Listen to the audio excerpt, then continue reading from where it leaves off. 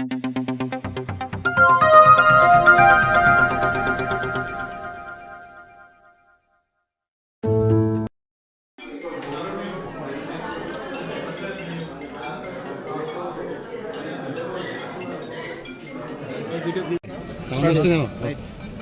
నమస్కారం. మరొకసారి నన్ను గుర్తించి మా ప్రభాకర్ అన్న 16వ వార్డు బీఆర్ఎస్ అభ్యర్థిగా నాకు టికెట్ ఇవ్వడం జరిగింది. ఇప్పుడే రెండో సెట్ నామినేషన్ కూడా వేయడం జరిగింది. కాబట్టి నా 16వ వార్డు ప్రజలకు అందరికీ కూడా నన్ను ఈసారి కూడా పోయినసారి లాగానే భారీ మెజారిటీతో గెలిపేయాలని నేను అందరికీ పేరు పేరున ధన్యవాదాలు తెలియజేసుకు చెప్తున్నా.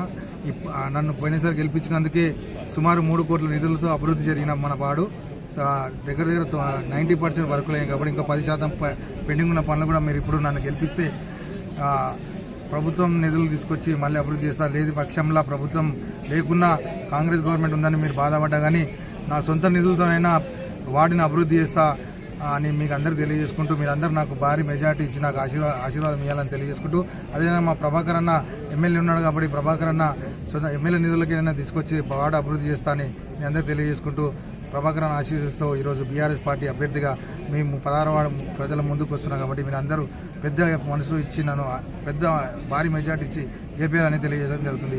జై తెలంగాణ, జై కేసీఆర్, జై ప్రభాకర్ అన్న, జై